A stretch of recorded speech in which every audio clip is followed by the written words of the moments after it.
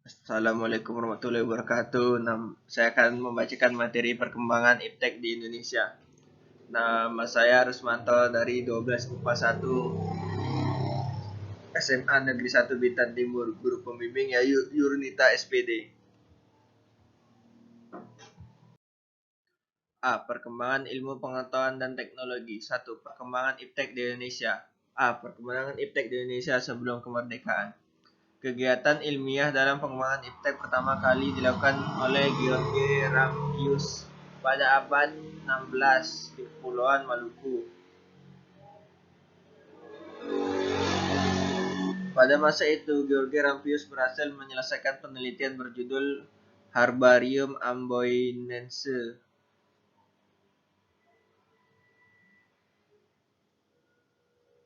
Pada tahun 1952 di Haarlem berdiri perkumpulan Majapahit der Waterschepen. Pemerintah Belanda atau VOC di Batavia mendirikan organisasi sejenis bernama Batavia Gemeenschap van Kusten en Waterschepen atau BG pada 24 April 1778. Pada 18 Mei 1817, Caspar George Karl Reinward meminta persetujuan kepada Gubernur Jenderal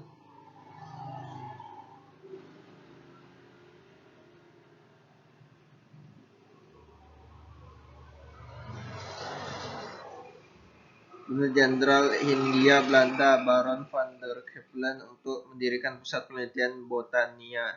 Pusat penelitian botania tersebut diberi nama Lens Plantation de Beaujolais atau Kebun Raya Bogor. B. Perkembangan iptek di Indonesia sesudah kemerdekaan. Setelah Indonesia merdeka, perkembangan iptek dimulai dengan pembentukan Organistie Nederlands India yang didirikan pada 1928. Sebagai kontribusi negara terhadap perkembangan ilmu pengetahuan, pemerintah Indonesia menegaskan Undang-Undang Nomor 5 Tahun 1956. Pada 1966, pemerintah mengubah status Dorunas menjadi Lembaga Riset Nasional atau LAMRENAS pada Agustus 1967. Pemerintah Indonesia membuarkan LAMRENAS dan MIPI melalui Keputusan Presiden Republik Indonesia Nomor 128 Tahun 1967. Selanjutnya, berdasarkan Keputusan MPRS Nomor 18B 1967, pemerintah membentuk Lembaga Ilmu Pengetahuan Indonesia atau LIPI yang bertugas melakukan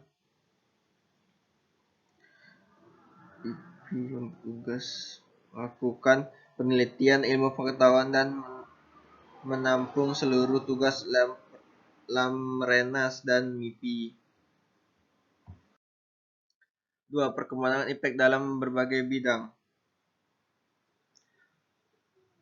1. Bidang komunikasi dan informasi. 1. Radio. Menurut sejarah, perkembangan siaran radio Indonesia dibagi menjadi 3 periode, yaitu pada masa kolonial Belanda 1754 sampai 1942, masa pendukung Jepang 1942 sampai 1945, dan masa Indonesia Merdeka 1945 sampai sekarang. Televisi. 2. Televisi. Stasiun televisi pertama di Indonesia adalah Televisi Republik Indonesia atau TVRI. Sejak pemerintah menerbitkan Keputusan Menteri Penerbangan Republik Indonesia Nomor 190A Menpen 1987, stasiun televisi swasta mulai bermunculan. Pada 24 Agustus 1989, industri televisi swasta pertama yaitu Raja Wali Citra Televisi Indonesia atau RCTI. 3. Telepon seluler. Perkembangan telepon seluler di Indonesia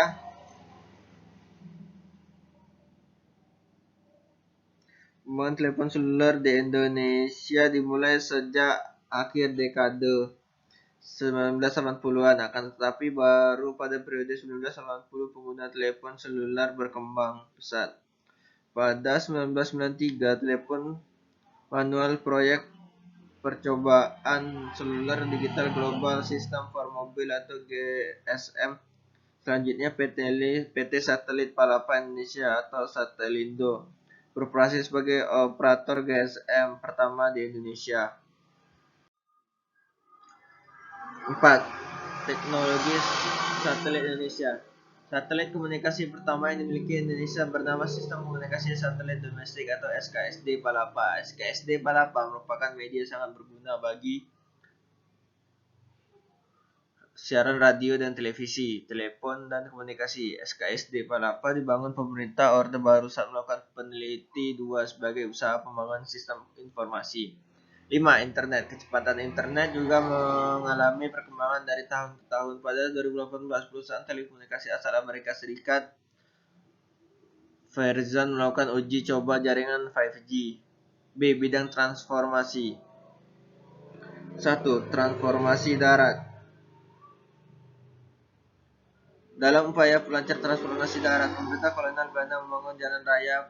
Pembangunan jalan raya dirintis sejak masa penelitian Gubernur Jenderal Dendles. Gubernur Jenderal Dendles membangun jalan raya pos sepanjang 1000 km dari Anyar atau Banten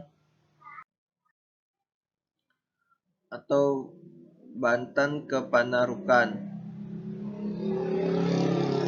Jawa Timur.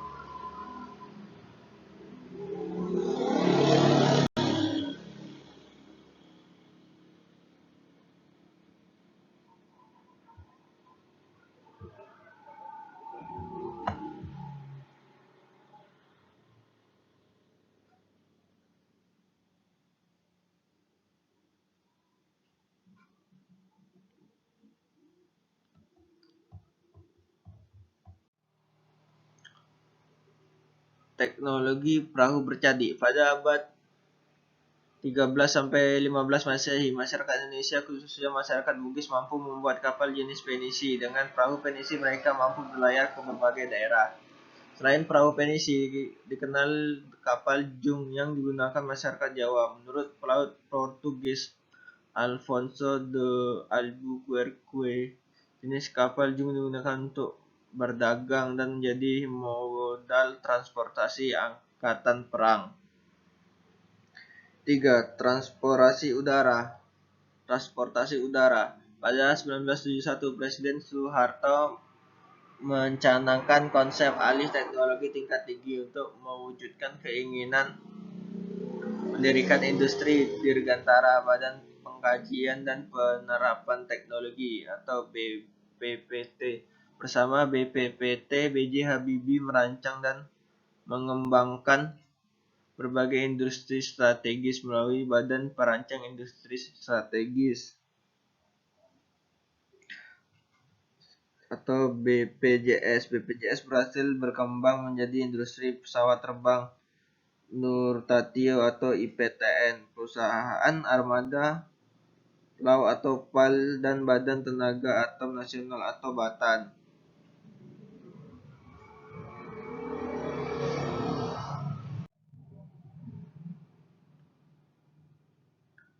C. Bidang pertanian. Pelaksanaan revolusi hijau di Indonesia. Revolusi hijau adalah upaya pengembangan teknologi pertanian untuk meningkatkan produksi pangan. Pelaksanaan revolusi hijau pada masa pembangunan Orde Baru dimasukkan program Pelita atau pembangunan 5 tahun. Penjelasan mengenai metode pertanian yang diterapkan pada revolusi hijau tersebut sebagai berikut. A. Diversifikasi pertanian. Diversifikasi pertanian merupakan usaha penekaragaman jenis usaha atau tanaman pertanian guna menghindar ketergantungan pada salah satu hasil pertanian.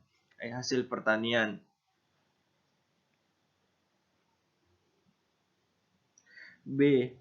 Intensifikasi pertanian. Intensifikasi pertanian merupakan pengelolaan lahan pertanian yang ada dengan sebaik-baiknya untuk meningkatkan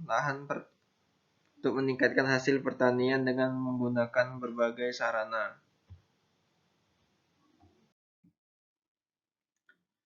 C. Ekstensifikasi pertanian. Ekstensifikasi pertanian merupakan usaha meningkatkan hasil pertanian dengan cara memperluas lahan pertanian. D. Mekanisme pertanian. Mekanisme pertanian adalah usaha meningkatkan produksi pertanian dengan menggunakan masing-masing pertanian modern. E. Rehabilitasi pertanian. Rehabilitasi pertanian merupakan usaha pemilihan produktivitas sumber daya pertanian kritis yang membahayakan kondisi lingkungan. 2. Hasil revolusi hijau di Indonesia. A. Pertanian pangan. B. Perkebunan. Dampak perkembangan iptek di Indonesia. 1. Dampak positif. A. Menambah wawasan dan pengetahuan.